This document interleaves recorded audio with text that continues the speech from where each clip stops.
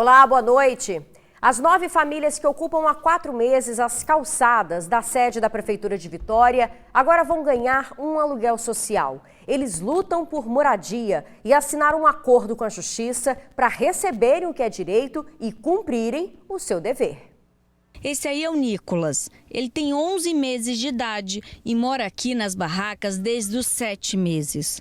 O bebê vive com a mãe, o pai e um irmãozinho de 3 anos. Nosso aluguel síndico, uma casa síndica para nós viver com nossos filhos. É difícil a situação que nós vivemos hoje. A Margarete está desempregada e também tem como teto uma barraca. Foi o lugar que sobrou depois de ser desabrigada várias vezes. Tem mais de 5 anos, que eu estou sem moradia. Fico na casa da minha mãe, ficava na casa do meu irmão.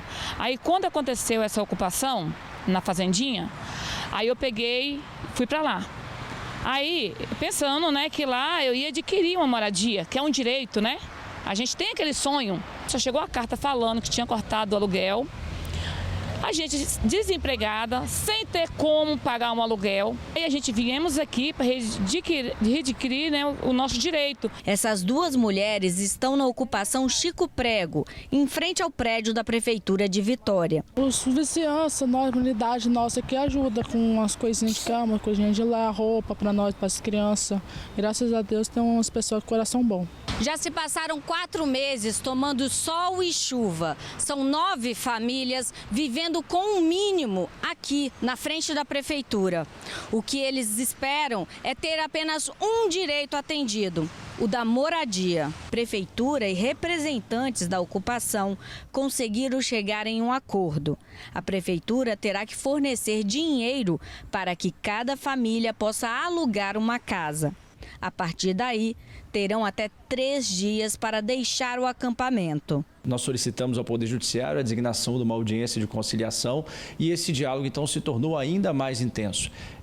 No início, havia uma certa resistência em parte das pessoas em aceitarem, por exemplo, frequentar a aula, frequentar curso profissionalizante, porque nós entendemos que não é somente a questão do imóvel. Nós precisamos que essas pessoas estejam no mercado de trabalho para que elas possam gerir as próprias vidas e tenham a sua independência, a sua autonomia preservada. Nesse momento, então, eles aceitaram frequentar cursos, frequentar aulas e, principalmente, matricular as crianças nas escolas para que não haja nenhum prejuízo na formação educacional dessas crianças e, a partir de então, foi possível a assinatura desse termo de acordo e é importante ressaltar que esses valores já estão depositados, já estão à disposição das famílias para que elas possam seguir, se qualificar, se reinserir no mercado de trabalho e, principalmente, garantir dignidade e cidadania para as crianças e para todos que estão, nesse momento, numa situação tão difícil.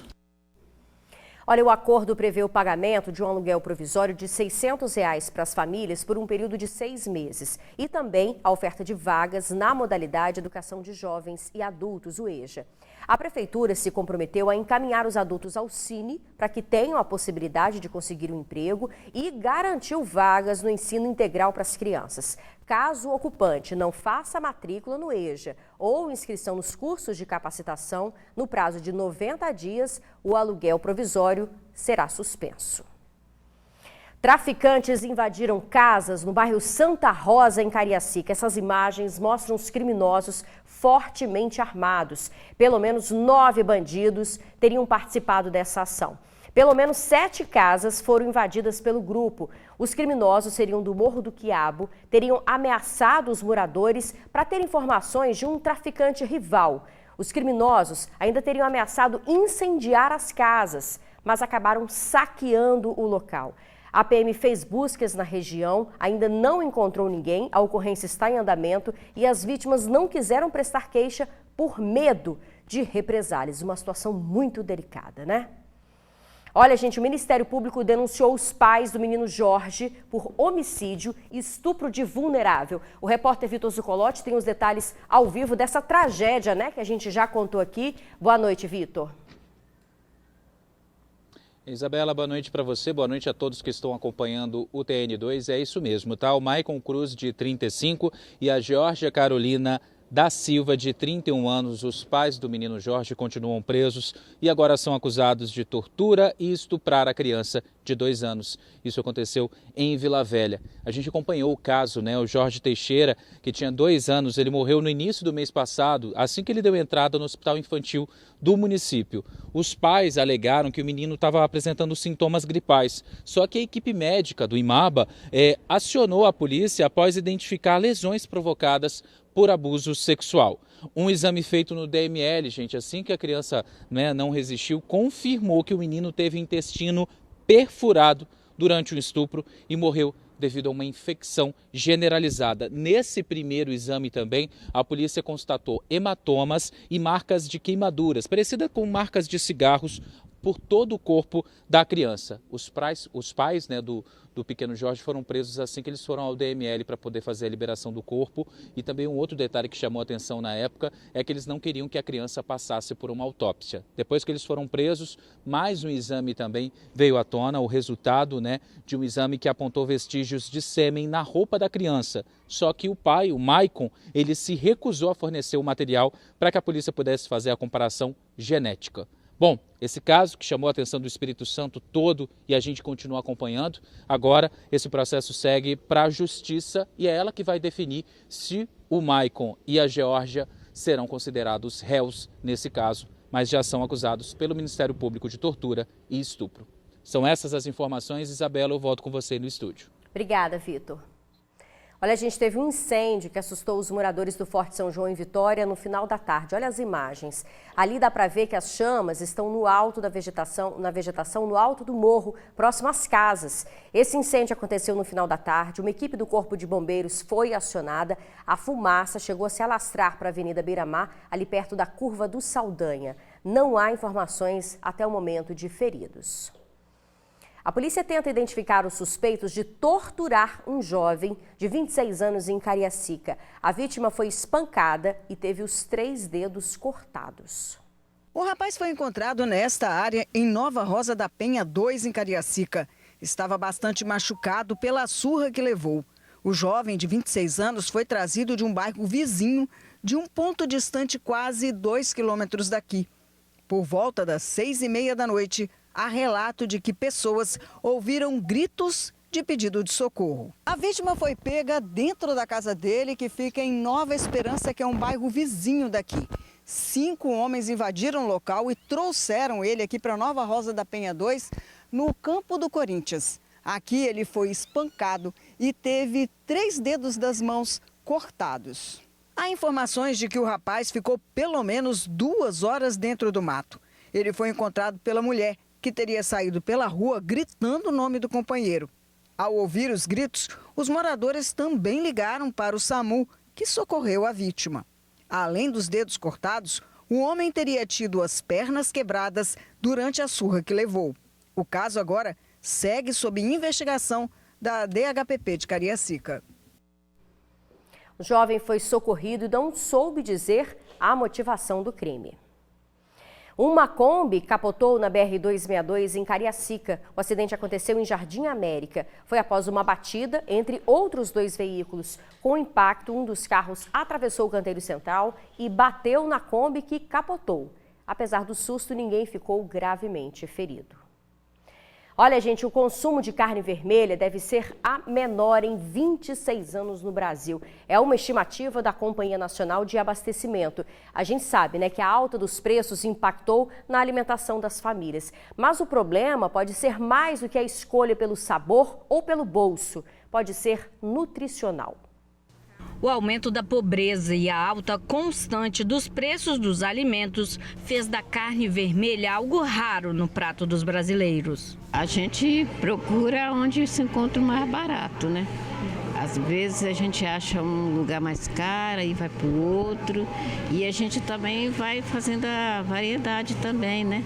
Faz uma coisa, faz o outro, não fica só também na carne, né? Hoje está muito caro, né? Eu gosto de comprar muito assim músculo, né? A costelinha de porco, né? Que tá bem em conta.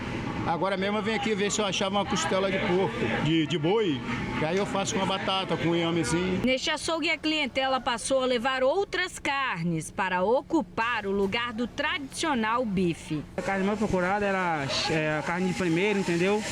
Aí, hoje em dia, é a carne mais de segunda.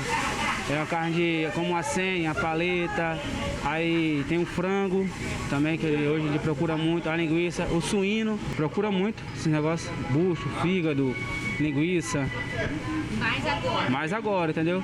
Segundo a Companhia Nacional de Abastecimento, o brasileiro tem consumido menos carne. Em 2006, cada pessoa comia em média 43 quilos de carne. Este ano, esse número passou a ser de 24 quilos, ou seja, 18 quilos a menos. A preocupação que fica são os danos à saúde com essa redução da carne na alimentação. As proteínas são extremamente importantes para o funcionamento do nosso corpo.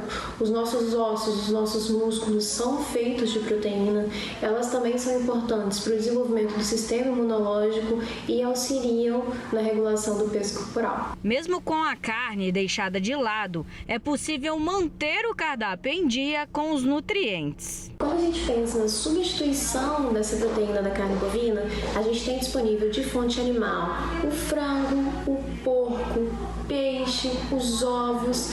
Pensando nas proteínas de fontes vegetais, a gente tem disponível as leguminosas, que são feijão, ervilha, grão de bico, soja, também as sementes. Então é possível sim substituir a carne bovina devido ao alto valor por outras fontes de proteína de custo mais baixo. Outras dicas de substituição são as folhas verdes escuras, como couve e espinafre. Segundo especialistas, a anemia pela falta de ferro na alimentação pode causar cansaço, falta de ar ou até mesmo o aumento na frequência cardíaca.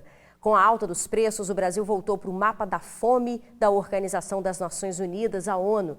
No Espírito Santo, gente, cerca de 40% das pessoas estão na zona de insegurança alimentar, ou seja, tem preocupações sobre o acesso à comida. A seguir, pedidos de demissão no momento em que 10 milhões de pessoas estão desempregadas. O motivo, eu te conto no retorno do TN2, é um instante só. Uma carga com 34 toneladas de fertilizantes vindos da Noruega foi recuperada na Serra. A carga está avaliada em R$200 mil. O fertilizante estava sendo colocado em vários sacos dentro de um galpão na Serra. A polícia descobriu o local através da Delegacia Especializada de Crimes contra o Transporte de Cargas. Eles receberam uma denúncia anônima e encontraram várias pessoas em situação de vulnerabilidade social trabalhando no carregamento da carga. Ainda está sendo investigado como o fertilizante veio parar aqui no estado. Os impactos das doenças psicológicas no mercado de trabalho. Uma pesquisa apontou que de cada 100 trabalhadores, 80 estão frustrados ou esgotados no final do expediente. Isso sem falar nos afastamentos por recomendação médica. Para tentar amenizar essa situação, algumas empresas estão investindo em ações de apoio emocional.